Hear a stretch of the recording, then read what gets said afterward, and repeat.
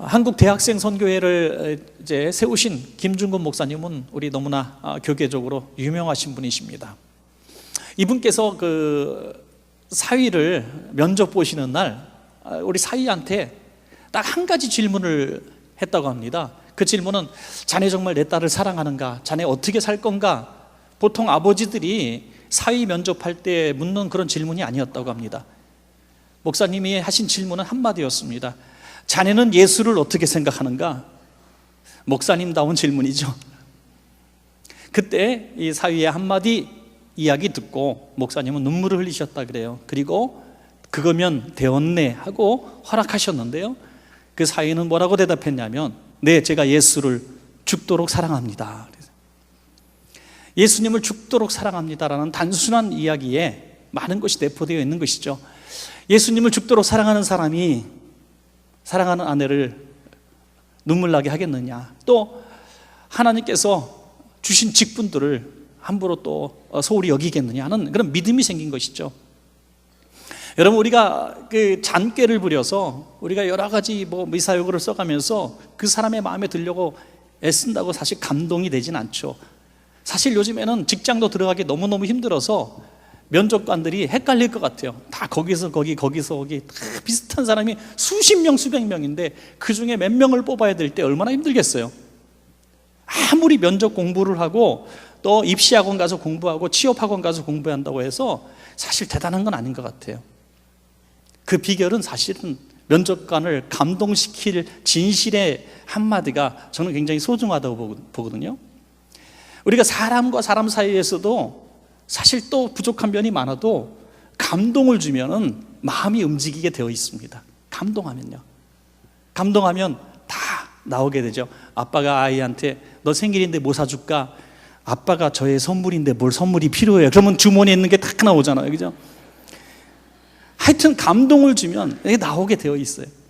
하물며 여러분, 사람이 하나님을 감동시킬 수 있다면, 천지 만물을 창조하신 우리의 주인 하나님을 감동시킬 수 있다면 얼마나 큰 복을 받겠어요.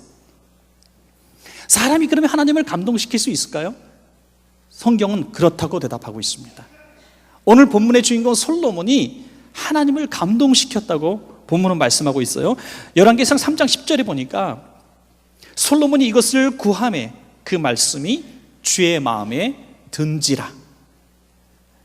주의 마음에 감동이 되었다는 뜻입니다. 주의 마음이 흔들렸다는 뜻이에요. 그래서 주님이 너무너무 행복하셨어요. 주님은 주님의 마음에 든 사람에 대한 표현이 또 다윗이라고 하는 한 사람에게 있었죠. 다윗은 내 마음에 합한 사람이다. 감동이 됐어요.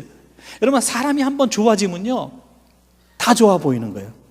다른 사람이 맨날 나한테 실망 주고 힘드는 사람이 실수를 하면요, 쟤는 또 저래 그러는데, 저한테 항상 감동을 주고 인정을 받은 사람은 실수를 해도 그럴 수도 있지 뭐, 이렇게 되는 거죠.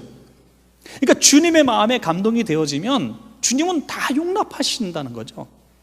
어느 솔로몬이 도대체 어떤 기도 제목을 가지고 있었길래 주님의 마음에 꼭 들었고 주님의 합한 사람이 되었을까? 이것을 우리가 배우자는 것입니다. 한평생 살면서 신앙생활하면서 주님의 마음에 한번 짠하게 감동을 들여서 어느 솔로몬이 받은 복을 우리 사랑하시는 원천가족 여러분도 다 받으시기를 간절히 축복합니다. 자, 그러면 솔로몬은 무엇을 통해서 주님의 마음에 감동을 드렸을까요? 우리가 본받고 싶은 그 이유, 첫 번째는 하나님은 솔로몬이 드린 예배를 통해서 감동을 받으셨습니다. 예배를 보시면서 감동을 받으셨다. 여러분, 하나님이 가장 기뻐하시는 것은 하나님이 우리를 창조하신 목적대로입니다. 하나님의 영광을 높이는 것이 하나님의 소원입니다. 다시 말해서 우리가 하나님을 예배하는 것이 우리의 인간의 가장 중요한 일이고 하나님이 가장 기뻐하시는 일이라는 거예요. 우리 평생 살면서 예배 드리십시다, 여러분. 예배. 그냥 예배 드리는 거예요. 예배가 끊어지지 않는 가정, 예배가 끊어지지 않는 삶에는 하나님이 늘 감동하시고 함께 하시는 것입니다. 여러분, 특별히 예배할 수 없는 환경에 있는 사람이 예배한다면 하나님은 더 감동하시지 않겠어요? 예배 드릴 수 없는 상황과 형편에서 더 예배 드린단 말이죠. 오늘은 너무 바빠서요, 오늘은 너무 힘든 일이 있었어요. 오늘은 몸이 좀 아파서요. 오늘은 직장에 나가봐야 됐어요. 여러 가지 이유에서 예배를 드릴 수 없는 환경이 올 수도 있습니다. 그런데 그렇게 예배 드릴 수 없는 상황과 형편에서 더 예배를 드리기 위해 애쓴다면 주님이 더 감동하지 않겠는가 이거죠. 너무 바쁜 사람이 나를 만나줄 때 감동하지, 남는 게 시간밖에 없어요 하는 사람 만났을 때 별로 감동이 없잖아요. 너무 바쁜 사람이 만나주면 너무 고마운 거잖아요. 특별히 지금은요, 우리는 평안하게 예배 드리고 있지만 예배 드릴 수 없는 나라와 지역이 얼마나 많은지 모릅니다. 여러분, 세계지도 한번 펼쳐놓고 마음껏 예배할 수 있는 나라, 밤늦게까지 돌아다니면서 예배 드리고 전도할 수 있는 나라, 전 세계 몇 개국이나 있나 한번 찍어보시기 바랍니다. 몇 개국이 없어요. 지금은 예배를 드릴 수 없는 나라들이 점점 많아지고 있고, 특별히 중동이나 또 우리가 아시는 대로 기독교 박해국가로 쭉 명단이 올라간 그런 나라들은 지금도 예배할 수가 없습니다. 예배 드림으로 말미암아 잡혀가고 고문을 당하고 추방당하고 죽임을 당합니다. 얼마 전에 뉴스를 보니까 파키스탄에 대한 얘기는 너무나 유명한 얘기죠. 많은 얘기들이 있습니다만은 한 젊은 부부가 기독교인으로 살아간다는 이유 하나 때문에, 예배 드린다는 이유 때문에 마을 주민들이 그 집을 포위하고 그 젊은 신혼부부를 꺼내다가 산채로 불을 살라 죽였어요. 그래서 그 100명의 폭도들이 이 젊은 부부를, 그래서 경찰이 와서 잡긴 잡았어요. 잡긴 잡았는데 그냥 보석금 받고 다 풀어줬다는, 그냥 없었던 걸로 하자는 거예요. 없었던. 여러분, 아무 죄도 없는 사람들을 그 불에 태워 산채로 불태워 죽었는데, 예배한다는 이유 때문에 불태워 죽였는데도 죄가 아닌 나라들이 이 땅에 너무나 많다는 거예요. 그런 나라들에서 예배하는 그들의 모습을 바라보면, 또 북한 땅에서 숨죽이며 예배하는 그들의 모습을 바라본다면 우리의 예배는 얼마나 자유롭고 얼마나 평안한 예배입니까? 얼마나 우리가 예배드리기에 좋은 환경 속에 있습니까? 그럼에도 불구하고 우리 나름대로 어렵다는 거예요. 예배 한번 드리는 거 너무너무 힘들다는 거예요. 왜 이렇게 바쁜지요? 현대인의 가장 큰 예배의 적은 제가 볼 때 공산당도 아니고 총칼도 아니고 바로 시간이라는 것 때문에, 저는 시간이 제일 큰 적이라고 봅니다. 현대인에게 있어서 가장 큰 예배의 적은 시간이 없어요. 그래서 교회들마다 위기를 만났는데, 한국 교회의 위기, 세계 교회의 위기는 바로 시간과의 전쟁이에요. 예배가 늘어나는 교회들이 있습니까? 예배 횟수가 늘었다는 교회 들어본 적 있습니까? 다 예배 횟수가 줄어가고 있고 예배 시간이 줄어가고 있습니다. 여러분, 이것은 뭡니까? 우리가 예배를 점점 쉽게 드리자는 거죠.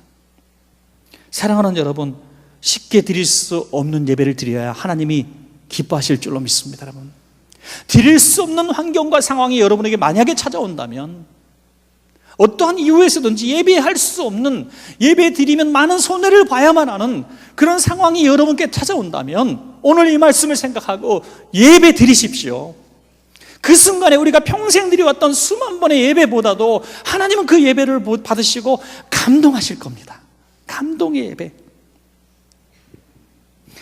오래전에는 그런 분들 참 많았어요. 가족의 반대, 남편의 반대 때문에 교회 나가지 못하는 분들이 참 많이 있었습니다. 어떤 우리 성도님이 그런 얘기 하시더라고요. 옛날에 정말 어려울 때, 남편이 안 믿을 때 교회 나가는 게 너무 힘들었대요. 남편이 그렇게 교회 나가면 구박하고 했는데 오랫동안 기도한 거예요. 별일을 다 했어요. 남편 신발도 갖다 놓고 예배를 드리고, 남편 붙들고 눈물로 기도하고 통곡하고 기도했는데 남편이 교회에 나오는 거야.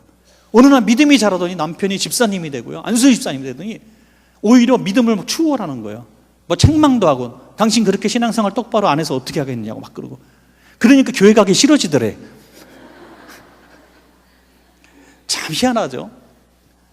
박해받을 때는 교회 나가는 게 그렇게 행복했고 예배 드리는 게 그렇게 즐거웠는데, 다 자리 깔아주니까, 가라 그러니까 가기 싫대요.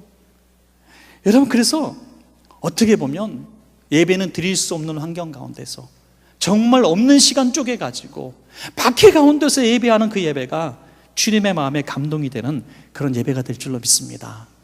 한 주간 쉬시지 못하고 일하시는 분들 여기 많이 계실 거예요.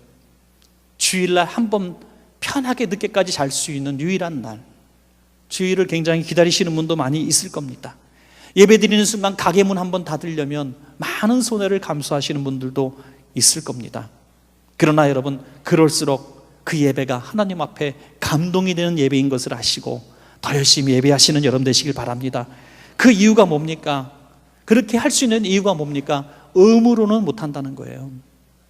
우리가 의무감에 예배할 수 없습니다. 열왕기상 3장 3절에 보니까 솔로몬이 여호와를 사랑하고, 솔로몬이 여호와 하나님을 사랑해서 예배했다고 성경은 말씀하고 있습니다.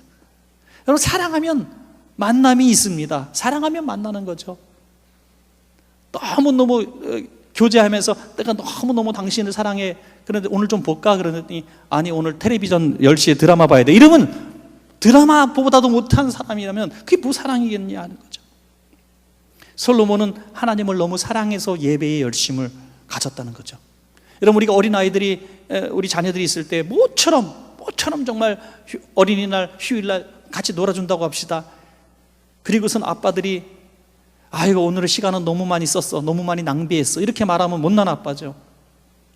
어찌 보면 평소에 살아왔던 수많은 시간보다도 가장 귀한 시간을 보냈는지도 모르는 거 아니겠습니까, 여러분?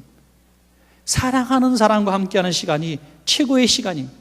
다시 말해서 우리가 예배하는 시간이 하나님께서 가장 기뻐하시는 시간이 된다는 것입니다. 솔로몬 왕이 가장 예배하기 힘든 장애물이 뭐였을까요? 저는 시간이라고 봅니다. 우리와 똑같습니다. 왕입니다. 수많은 직무를 행해야 함에도 불구하고 그는 10km나 떨어진 기브온 산당까지 가서, 예루살렘 성전이 없기 때문에 기브온 산당까지 가서 예배를 드렸습니다. 거기서 무려 1000번제를 드렸다고 하는 거죠. 여러분, 1000번제는 뭐 두 가지 의견이 있습니다. 하나는 소 같은 것을, 뭐 소라고 나와지지 않지만 소로 추정이 되어지는데 1000마리를 드렸다. 또 하나는 1000번 횟수의 예배를 드렸다. 양이냐 질이냐 횟수냐 이런 얘기가 있는데요. 근데 그 번제단이라고 하는 것은 당시의 그 증언에 의하면 뭐 2m 정도밖에 되지 않아요. 가로 세로 2m, 높이는 1몇 m. 그러니까 작은 번제단입니다. 거기에 기껏해야 소 한 마리 들어간다고 볼 때 규례에서 또 한 번의 제물을 한 번밖에 제사할 수 없어요. 그러니까 1000마리를 연속해서 제물을 제사한다 할지라도 얼마나 긴 시간이고, 한 번에 한 마리씩 한 번 예배 드렸다면 1000번의 예배라고 하는 것은 얼마나 긴 시간의 예배입니까? 그렇지 않습니까? 거의 3년이나 되는 시간을 예배에 드렸다는 거죠. 그렇게 예배할 수 있었다는 것은 그가 모든 일보다 예배하는 일에 최우선을 두었다는 겁니다. 자기의 그 바쁜 업무보다 예배를 1순위로 삼았다는 것입니다. 여러분, 우리의 시간 가운데에 하나님과의 만남의 시간, 예배 시간이 우리 삶의 최우선으로 놓여질 때에 주님은 감동하실 줄로 믿습니다. 그 예배가 최우선의 예배죠. 오늘 평생을 우리가 예배하면서 살아가는데 우리 예배 가운데 하나님 마음에 감동을 드릴 만한 예배의 순간이 온다면 솔로몬을 기억하시고 그런 예배 선택하셔서 복받는 여러분 되시기를 축원합니다. 두 번째, 하나님은 솔로몬의 겸손에 감동하셨습니다. 여러분, 이 왕이 겸손한다는 것은 참 어려운 일입니다. 겸손할 수밖에 없는 상황 가운데서 겸손한 건 당연한 것이죠. 그러나 많은 것을 가진 사람이 겸손하다는 것은 참으로 어려운 일입니다. 여러분, 이 겸손에 대해서 얘기할 때 저는 히스기야의 이야기를 좀 드리고 싶어요. 히스기야는 기도의 사람입니다. 이제 아수르 왕 사네립이 대군을 끌고 왔을 때 그는 먼저 이 군사를 모집하지도 않고 작전 회의를 하지도 않고 먼저 그의 적군이 보낸 편지를 들고 여호와의 전에 뛰어 올라갑니다. 그래서 하나님 앞에 기도합니다. 하나님 보십시오. 적장을 압수하게 해. 이런 하나님을 멸시하는 이야기 좀 들어보십시오. 하나님이 좀 나서 주십시오라고 하나님 앞에 기도하는 겸손함이 있었습니다. 그가 또 죽을 병에 걸렸을 때 어떤 사람을 찾아간 것이 아니라, 치료법을 구한 것이 아니라 벽에 얼굴을 대고 하나님을 향해 통곡하며 기도합니다. 하나님, 저 좀 살려주세요. 제가 하나님 위해서 더 귀하게 살겠습니다 하고 통곡하며 기도할 때 하나님이 15년 생명을 연장을 시켜주셨습니다. 이렇게 모든 순간, 어려운 순간에 가장 먼저 하나님 앞에 기도하는, 하나님 앞에 겸손한 사람이었는데, 그가 어느 날 보니까 자기의 창고에 너무나 귀한 금은 보화가 가득 차게 되었고 대군을 거느리게 되었고 주변의 국들이 아무도 자기 나라를 넘보지 못하는 강국이 되어 있는 겁니다. 그러니 하나님은 어디 가고 자기 자랑에 교만함이 싹트기 시작합니다. 어느 날 사신이 왔을 때 그 바벨론의 사신들에게 자기의 모든 창고를 보여주며 자랑을 하죠. 이사야서 39장 2절에 보니까 히스기야가 사자들로 말미암아 기뻐하여 그들에게 보물창고 곧 은금과 향로와 보배로운 기름과 모든 무기고 있는 것을 다 보여주었으니 히스기야가 궁중의 소유와 전 국내의 소유를 보이지 아니한 것이 없는지라. 자기 자랑을 막 한 거예요. 난 이만큼 가졌습니다. 나는 이렇게 힘이 있는 사람입니다.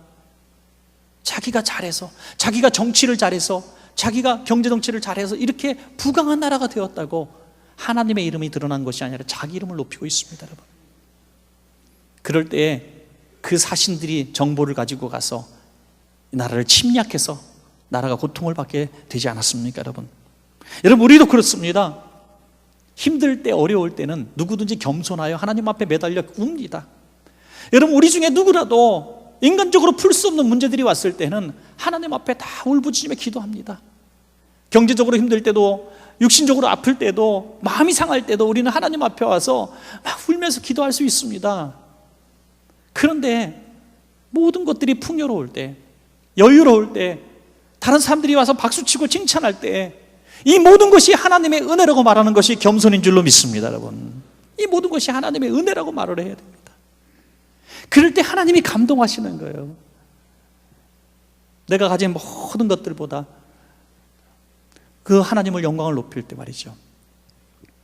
이런 모든 것이 주님의 은혜입니다 라고 할 때 얼마나 주님이 감동하시겠어요. 어떤 세상에서도 굉장히 성공한 사람이 동네가 다 알고 세상이 다 아는 인물이 되어서 저 마을 시골 초등학교를 찾아갑니다. 그래서 선생님을 만나죠. 기자들과 카메라들이 막 쫓아와서 찍습니다. 한 노년의 선생님을 찾아서 그 선생님을 꼭 껴안고 얘기합니다. 선생님이 안 계셨으면 오늘의 저는 있을 수가 없었습니다. 무슨 사연인지 여러분 다 아실 거예요.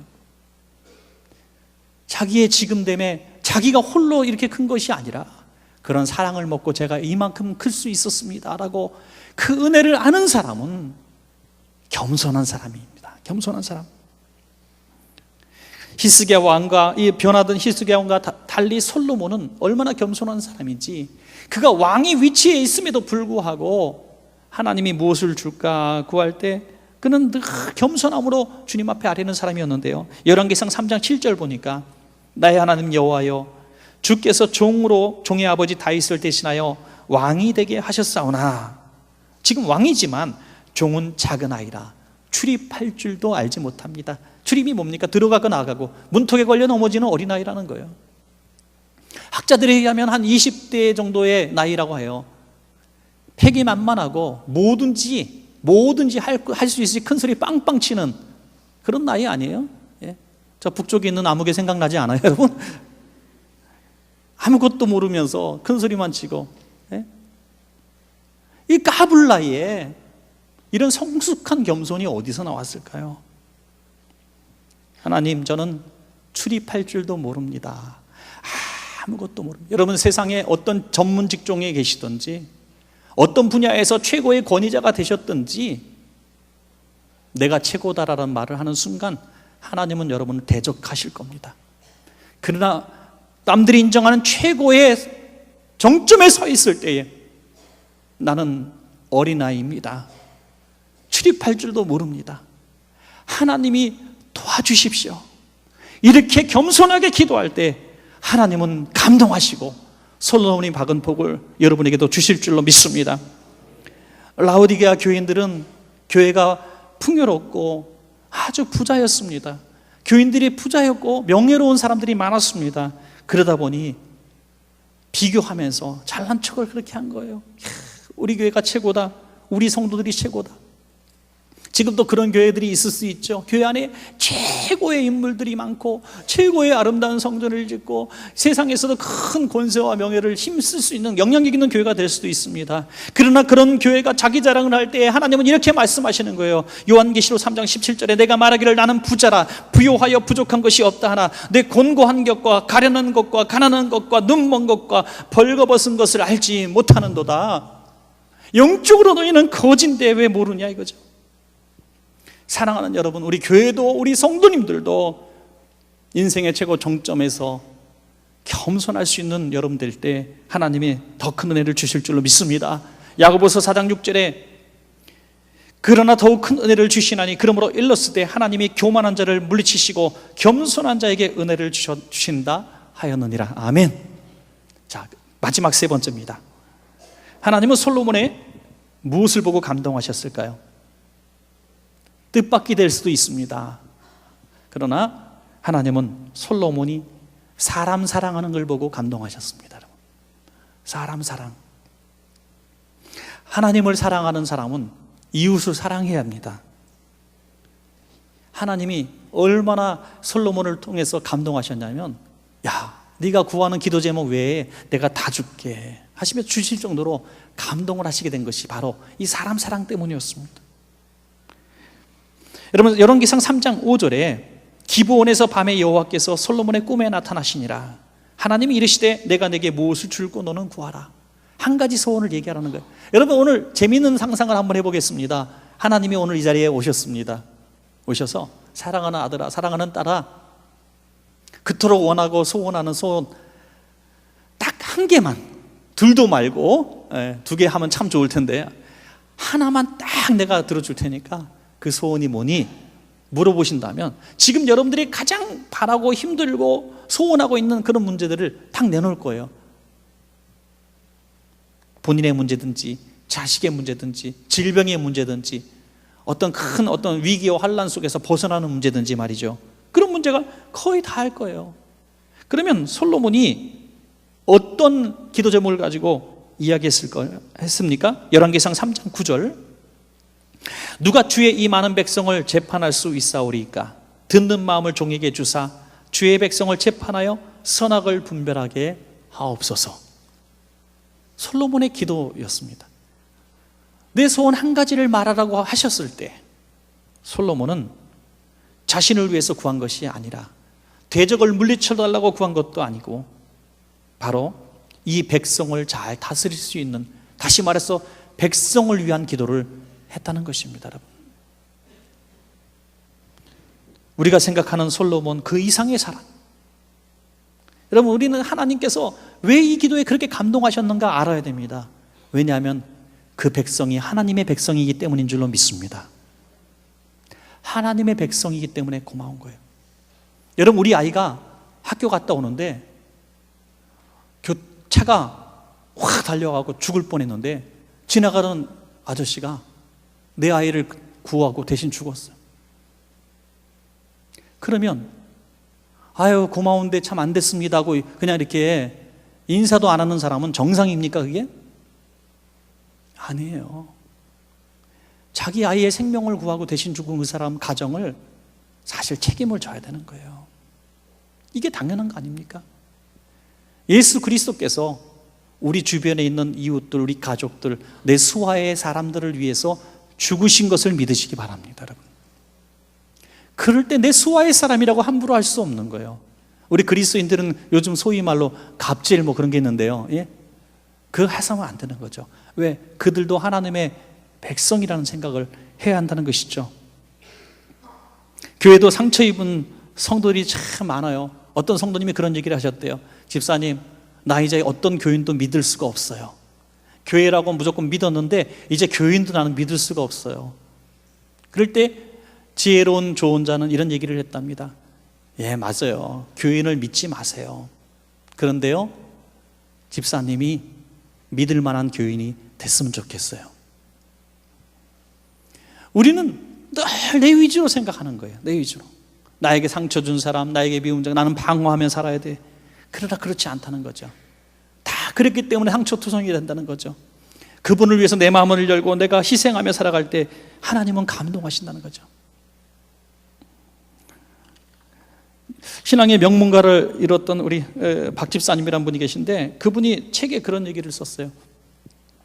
어머니의 기도 모습을 보면서 자기는 감동하고 평생을 잊을 수가 없다는 거죠.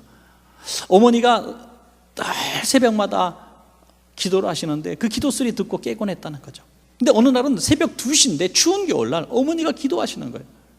새벽 2시인데 왜 기도하실까 하고 문을 이렇게 열고 보니까 집안 식구들 깰까 봐 저 밖에 나가가지고 차가운 바닥에, 맨바닥에 무릎 꿇고 흐느껴 기도하고 계시다는데, 바로 자식들을 위해서 기도하고 계시다는 거예요.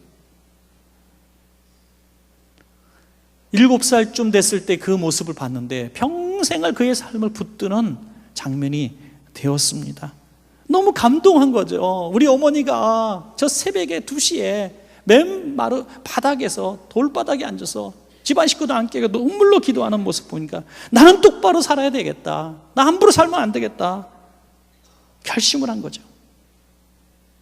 여러분, 우리가 이웃을 위한 그런 기도 모습이 있을 때 그 상대편도 감동하지만 우리 하나님의 마음이, 아버지 하나님의 마음이 감동을 한다는 것입니다. 여러분의 사명을 위해서, 여러분 직장과 하시는 일들을 위해서도 기도할 때 이런 방향으로 한번 기도해 보시기 바랍니다.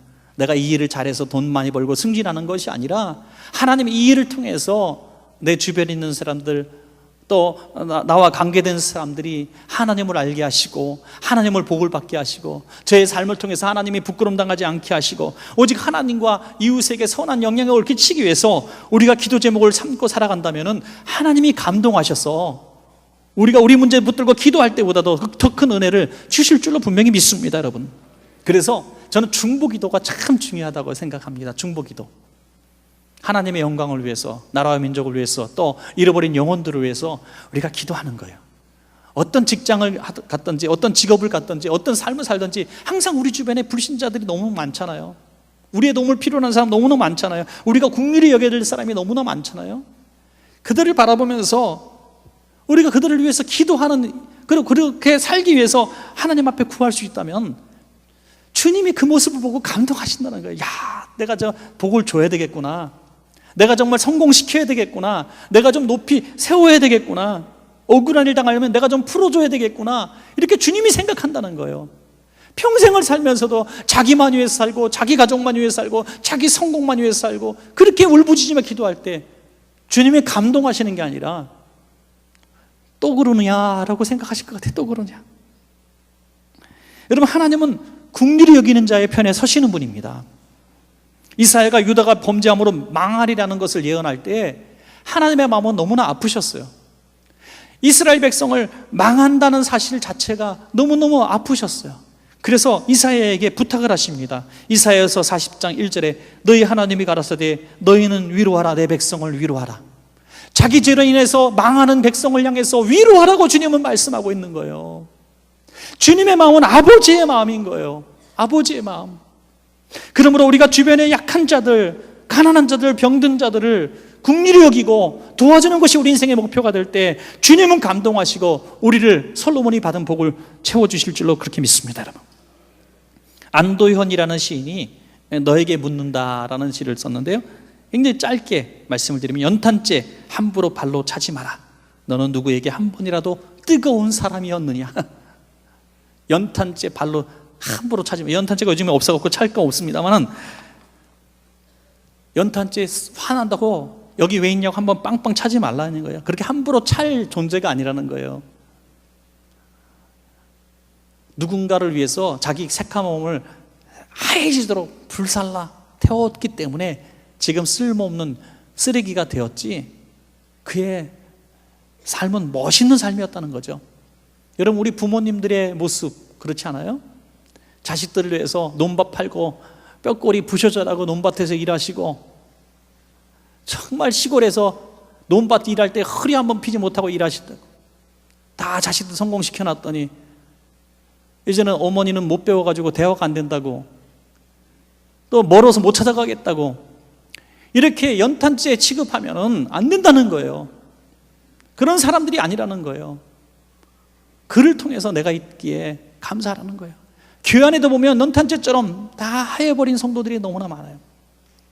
수십 년 동안 온천교회를 위해서 늘 기도하시고 늘 헌신하시고, 건축할 때는 옥합 깨듯이 자기의 재산을 팔아 하나님 앞에 드리고, 자기의 시간을 바치고 피를 쏟으며 주님 나라 영광을 위해서 헌신하신 백성들이 우리 교회 안에 너무나 많아요. 이제 아무것도 없다고, 나이 들었다고 아무것도 할 수 없다고 연탄재처럼 차지 말아야 되는 거예요. 왜? 하나님의 나라에서는 그분이 가장 존귀한 분이시기 때문입니다. 존귀한 분. 여러분, 우리 곁에 있는 사람들을 사랑하시기 바랍니다. 긍휼히 여기세요. 긍휼히 여기세요. 불쌍히 여기세요. 눈물 나게 하면요, 그 눈물을 보시고 하나님이 우리를 책망하시는 거예요. 예. 그러니까 절대로 우리 그리스도인들은, 우리 수하에 있는 사람이라고 함부로 해도 된다고 생각하는 사람이라도 절대로 함부로 대하지 마시고 귀히 여기십시오. 특별히 성도들 사이에서도 되게 배우지 못했다고, 또 우리가 자랑할 만한 것들이 없다고, 또 연약하다고 함부로 취급하지 마시고 더 한번 귀하게 여겨보시기 바랍니다. 그러면 하나님께서 그렇게 여러분들을 귀하게 여기시는 여러분들을, 사람 사랑하는 여러분들을 복을 주신다는 것입니다. 마태복음 25장 21절에 그 주인이 이르되 잘하였도다 착하고 충성된 종아, 내가 적은 일에 충성하였음에 내가 많은 것을 내게 맡기리니 내 주인의 즐거움에 참여할지어다. 아멘. 솔로몬이 이렇게 다른 사람을 위해서 기도했을 때 주님의 마음이 심히 감동을 하셨어요. 그래서 주문에 있는 거 다 나와요. 하나님의 주머니가 어디 있는지 모르겠습니다만 주문에 다 나오는 거예요. 우리 11절부터 13절 결론 부분입니다. 내게 주실 은혜로 알고 한번 같이 읽어볼까요? 11절부터 13절 시작. 이에 하나님이 그에게 이르시되 내가 이것을 구하도다.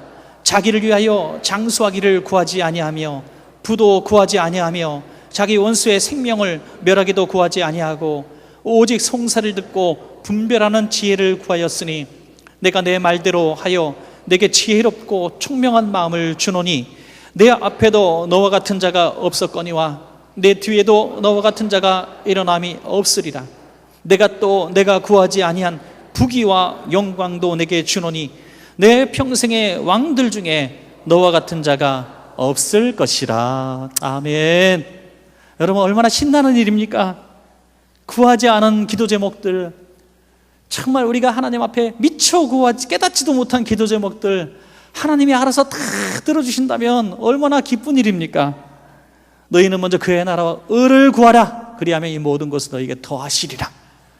오늘 솔로몬이 최고의 복을 받았던 이유가 여기 있었습니다. 말씀을 맺겠습니다. 우리도 하나님의 마음을 감동시킬 수 있습니다. 예배로 말이죠. 예배할 수 없는 환경과 상황에서 더 하나님 앞에 예배할 수 있는 그 기회, 그리고 겸손함. 내가 모든 것을 할 수 없을 때 부르짖는 겸손 아닙니다. 내가 모든 거 할 수 있다고 자신하고 있는 그 순간에도 하나님 앞에 나가서 나는 어린아이입니다 라고 하나님의 도우심을 정말 간절하게 조르듯이 구하는 그 겸손함, 그리고 멀리 계신 하나님만 사랑한 것이 아니라 내 곁에서 긍휼히 여기는 눈초리로 바라보며, 처량한 눈초리로 바라보며 나의 자비를 구하고 나의 긍휼을 구하고 나의 뭔가의 도움을 구하는 그들에게 내가 할 수 있는 사랑을 베푸고 사람을 귀하게 여기는 그 모습이 바로 주님의 마음에 감동이 될 것입니다. 이 감동을 들여서 솔로몬의 복을 받는 여러분 되시기를 축원합니다.